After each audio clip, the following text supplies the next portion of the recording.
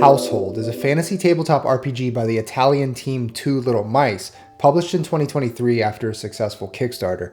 You play as a humanoid who lives in an abandoned house, either as a human-like boggart, fairy with wings, elemental humanoid called a sprite, or a more free-form humanoid of your own design.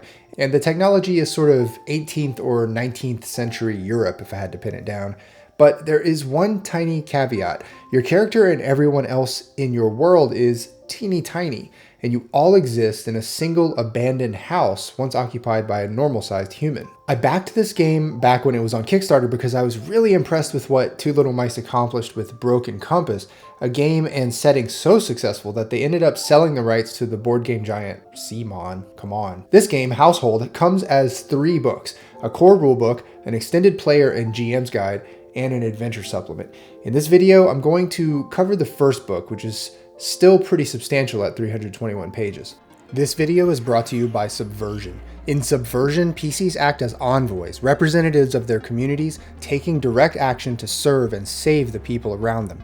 Both PCs and their communities have values that are important to them. Trying to subvert the oppressive world while also holding true to their values and those of the communities they care about isn't an easy task. Players choose from multiple lineages, cultures, and skills, each with unique features that set them apart. And as characters grow, they can invest in paradigms, clusters of related abilities which make every character feel unique. There are paradigms for fighting, social interactions, crime, magic, cyberware, and many more. Subversion's custom D6-based dice pool game system allows multiple and creative solutions to almost every encounter. The better you are at a skill, the more dice you roll, but you'll only keep the highest 3. The game is set in Neo-Babylon, a world much like our own, but where magic and wondrous things have always existed. Communities struggle against oppressive arcane elites, faceless corporate masters, and every kind of authority wanting to put their boot on the necks of the people.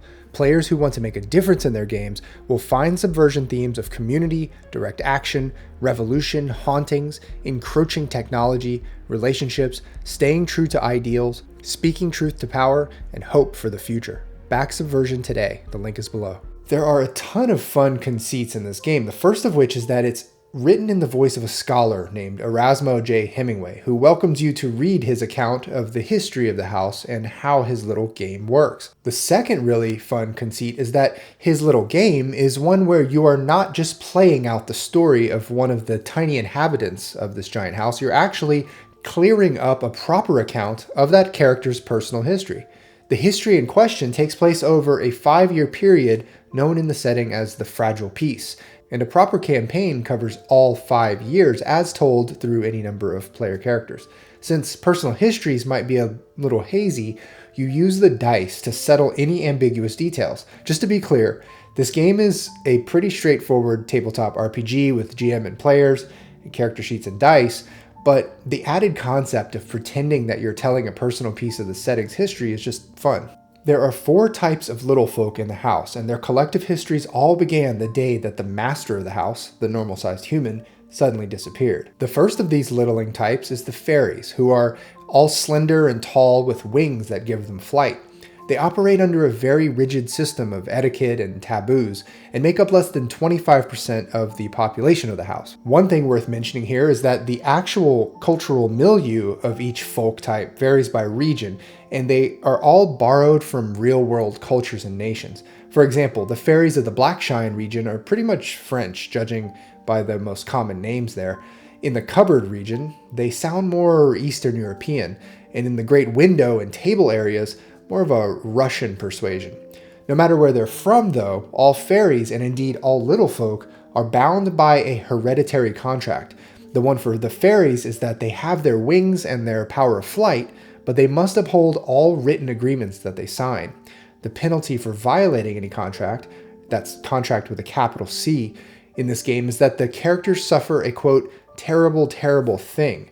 I'll cover that later in the video. One other thing to mention about the fairies is that they haven't armed forces like all the other folk type, but their great imperial army acts as the military patrol over all territories of the house and act above other national armies. Boggarts are generally tall, sturdy, burly, and built, with dark hair and brown eyes most of the time.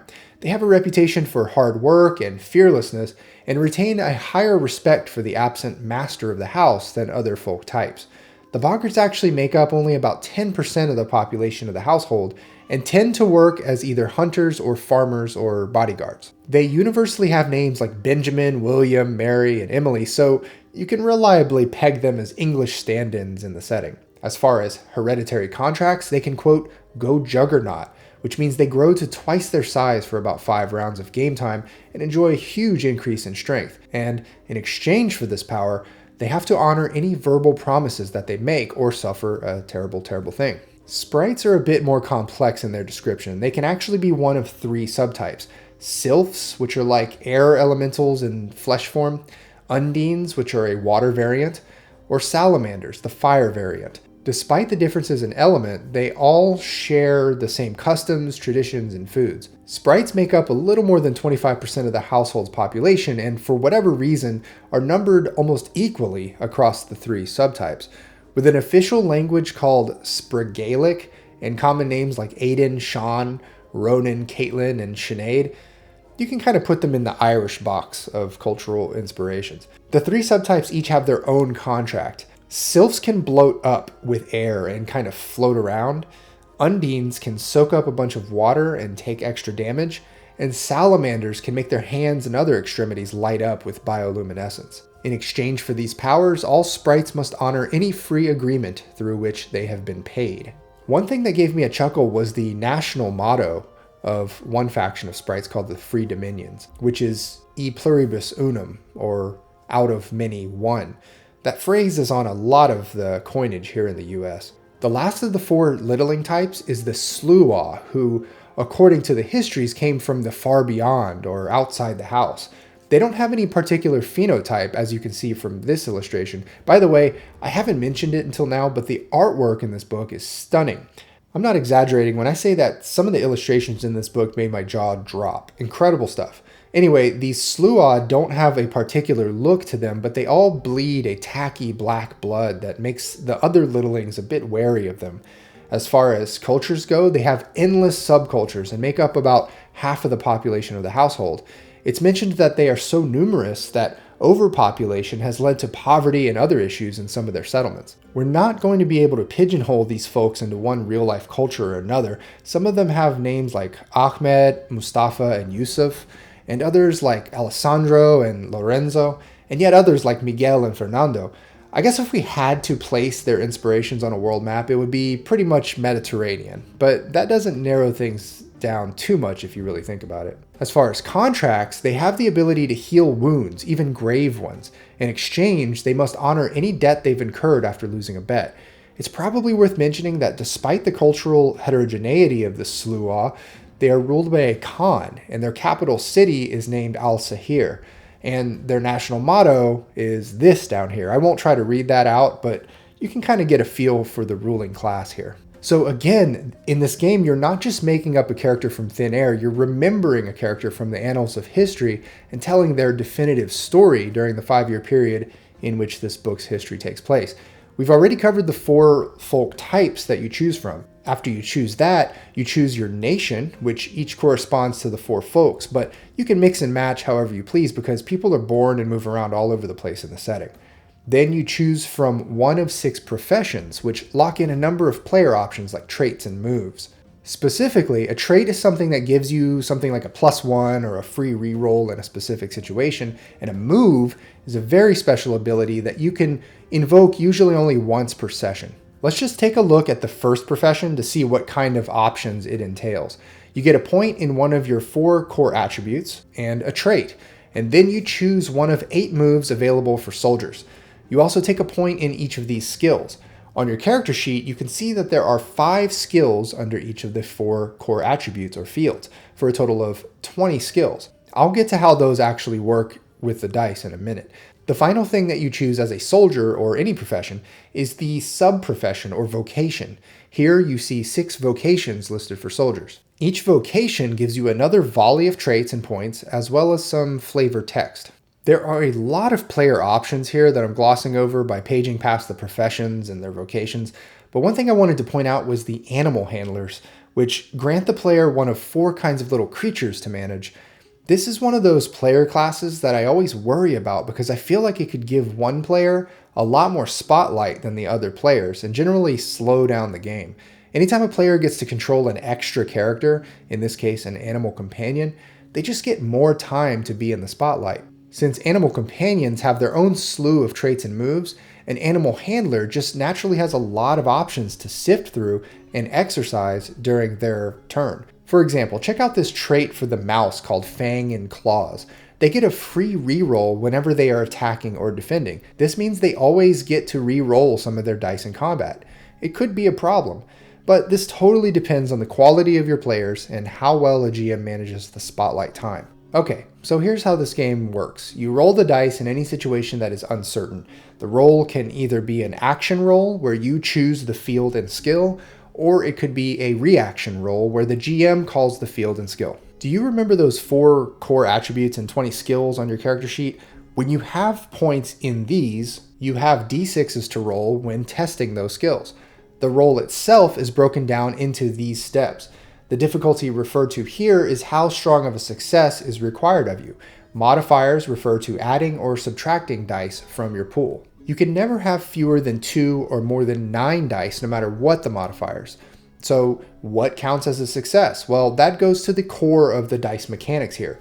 You can use normal 6-sided dice or the specialty dice that come with the game, but there is no fancy translation between the two. You're just trying to get matching faces. It doesn't matter if it's matching 1s or matching 6s, or in the case of the special dice, matching hearts or matching diamonds. They just have to match. 2 of a kind is a basic success, 3 matches is a critical success, 4 is an extreme success, 5 a so-called impossible success, and 6 matching faces is a jackpot, where you can basically narrate the rest of the scene. This is a pretty straightforward dice mechanic, but it does get a bit complex. For example, up here it explains that higher successes can break down into 3 of a lower success, and vice versa. One of the most important features of the rules here is with rerolls. Anytime you have rolled at least a pair or basic success, you can choose to re-roll all dice that weren't part of a success. If you can bolster those original successes or add successes with your re-roll, then you can enjoy it. But if you don't get upgraded or additional successes with the re-rolled dice, then you lose one of the successes from your original roll. And then there are the free re-rolls. We saw a lot of these in the traits earlier. These are a bit different from regular re-rolls. With free rerolls, you never risk losing your initial success, and you can make a free reroll even if you didn't roll any successes in the first place, which means anytime an ability gives you a free reroll in a particular situation, you kind of have to do it. There's no downside. I think the authors here note some really important options on how to deal with failure. These are things that I think can and should be applied to most any RPG. When a player fails a roll, you never really want to say that nothing happens. Rather, you can 1, narrate a negative consequence, 2, grant the player success but at a cost, 3, note an important alternative path to whatever plan of action they're taking, but one that's riskier, or 4, deal out a success at the cost of stress, which is the game's equivalent to hit points. Stress is described as an abstract way to track all the scrapes, bruises, and exhaustion, and tension and fear that your character accumulates. If you fill up enough stress boxes that you have no more left to fill, you're considered to be overstressed. Any more stress accumulated forces your character to bow out for some undisclosed period of time. One important thing to note here is that the game almost never talks about your character dying. It really wants to keep your character in play so that a story can go on. It's not a game of survival after all. It's a game that's supposed to be a chronicling of your character's personal history. One of the ways you're kept alive is with this damage control mechanic, where even if you fail a roll, if you rolled any kind of success that fell short of the target, you can still count those successes against incoming stress. Another way that you're kept alive is with a mere breather. It says here that a moment's respite is enough for all players to shed all of their stress. That's pretty dramatic, and I think it means players should take lots of risks, and GMs shouldn't be afraid to deal out stress if it makes sense in the fiction. Again, taking on too much stress and bowing out only means you're out for a certain amount of time, and that could mean getting swept away in a river or carried off by a rat or taken by Imperial guards. But according to the rules, your character can and should return as soon as it makes sense in the story. There's a meta currency in the game called aces, and you can have one of each suit at any given time, plus a joker, which is like a super ace.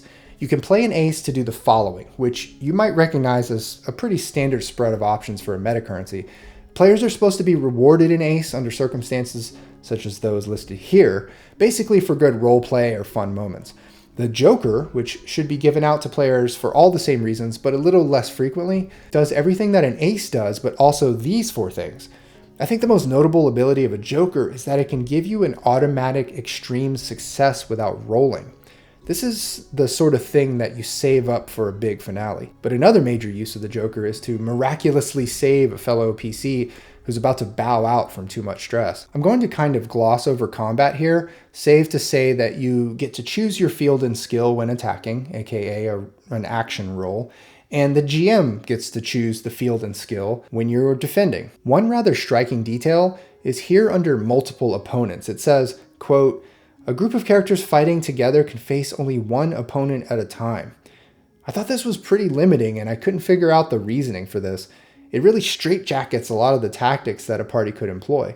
At best, you can divide characters into 2 groups and have them face one opponent each. It's just kind of odd. Decorum is a fun feature of your character where you're one of 5 levels of social class, ranging from uncouth to pompous. You can take steps in the fiction to upgrade your decorum by seeking out and purchasing fancy clothes and doing other things.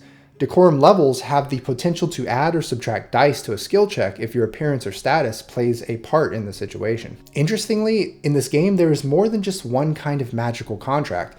We talked about the hereditary contracts that each folk has, which confer abilities of one kind or another for a price, but there are also personal contracts as well as welcoming contracts. Personal contracts are deals struck between a character and with one of the household forces or their representatives. These are supposed to be exceedingly rare and only happen if a character possesses something that the force or the representative wants or needs.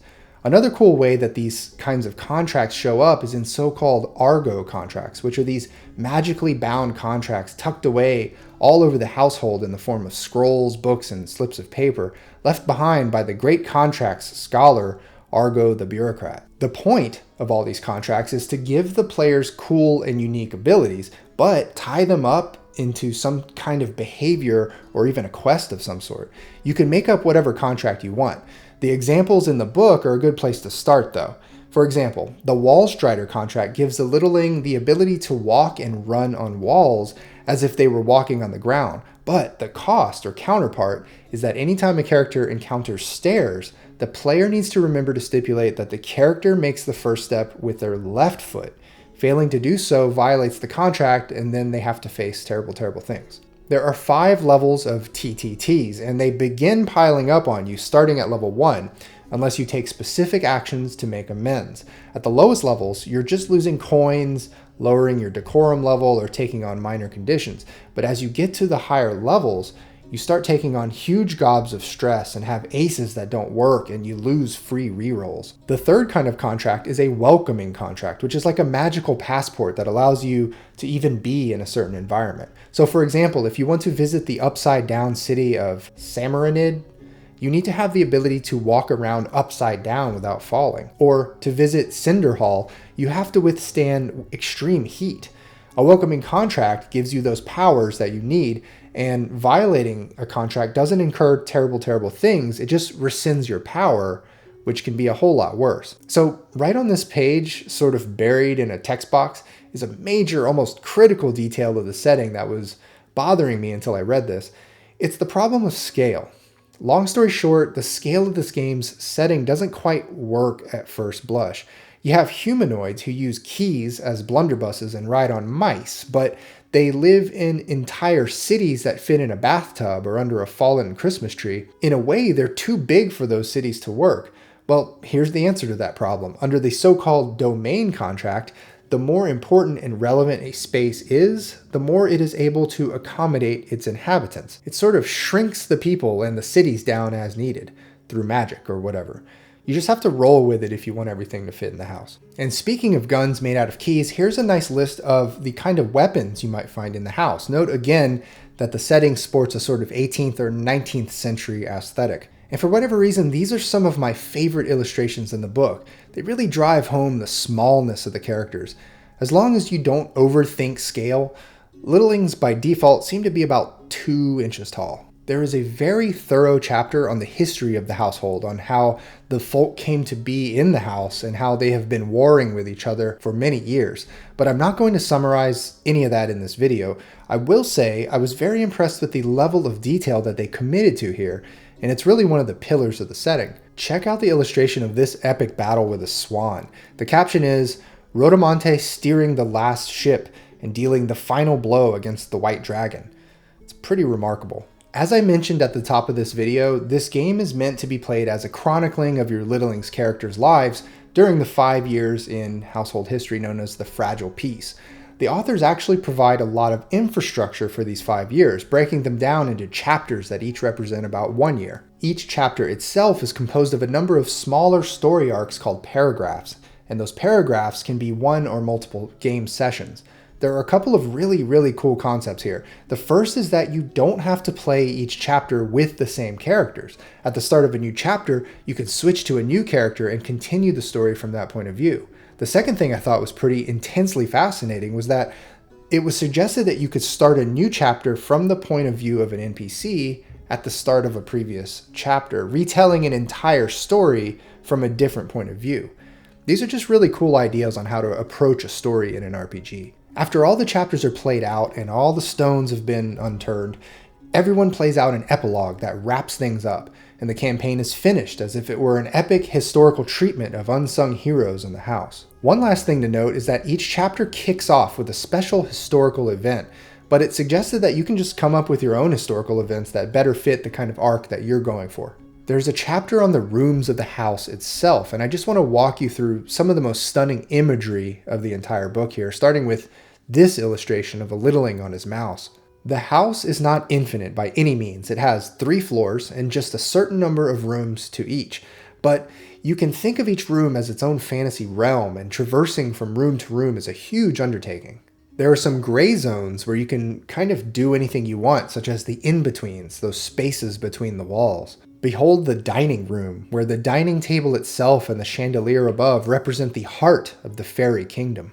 The living room, where a fireplace is always burning, the fallen Yule tree is a pinewood forest, and to get there, you have to cross the carpet plains infested with dangerous roaches, earwigs, and spiders. The master bedroom, where under the bed is Beddingham, the capital of the Free Dominions, a sprawling city filled with a melting pot of cultures, universities, and theaters. And the bathroom, where civilization has thrived on ever-running water. The city of Tubberdam is said to be the liveliest city in the entire house, and it's got its own universities, artisan guilds, taverns, and shipwrights. Believe it or not, there is a lot more to this book, including more major locations, an appendix full of creatures statted with 6 combat actions apiece, and a sample starter adventure at the end that tries to get you accustomed to the action and reaction rolls. But I've gone on long enough. Here are my thoughts on the first book of Household. Scale still kind of bothers me. I know there is the magic of the household contract or whatever that shrinks things according to how relevant they are, and there's no other way to achieve huge bustling cities but still have people big enough to fight rats. But it's one of the big challenges in trying to fully embrace this game's setting. Combat limited to 1 opponent at a time. I don't really get this rule since it cuts tactics off at the knees while not adding all that much simplicity to an encounter. But it's easy enough to homebrew. You can just say combat isn't limited to 1 opponent at a time. Specialty dice symbols don't mean anything. I definitely understand why they included special dice for this game. It's a Kickstarter thing. People love bespoke dice. But just be warned, the symbols on the dice don't actually have any meaning whatsoever, even though the suits do have meaning in other parts of the game. The suits are meant to represent the 4 fields, your core attributes, but when it comes to the dice, you're just looking for matching symbols, nothing more. Unique and fleshed out setting. It's one thing to say, okay, you're 2 inches tall and crossing the living room is going to be a week-long quest. There's a lot of fun that can be had with that proposition, and it's something I think a lot of GMs try at some point. But it's a completely different thing to come up with a massive history of 4 warring factions of littlings and heaps of details for every single room in a large house, all presented across 3 books totaling over 700 pages.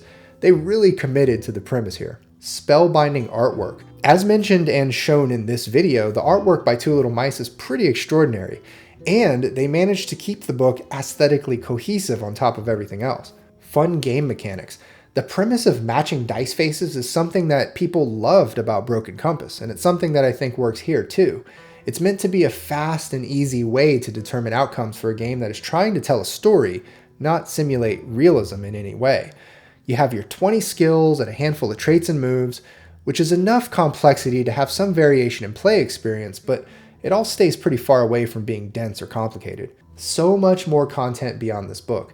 At the time of this recording, the publishers have released the PDF of the second volume of this game, A Practical Guide to Living Inside the House, which includes about 200 pages of lore on the politics and the military of the four folk, as well as new character options, some NPCs, and area maps of a number of key locations. Furthermore, a third book will be released called Saga of the Fragile Peace, which will have a bunch of pre-generated characters, 6 beginner quests, and some resources on creating your own adventures. Needless to say, this is a lot of game for just one game. It's kind of the textbook definition of over-delivering, and I'm here for it.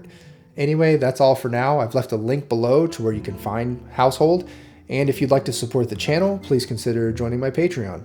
Thanks as always for watching. Ciao.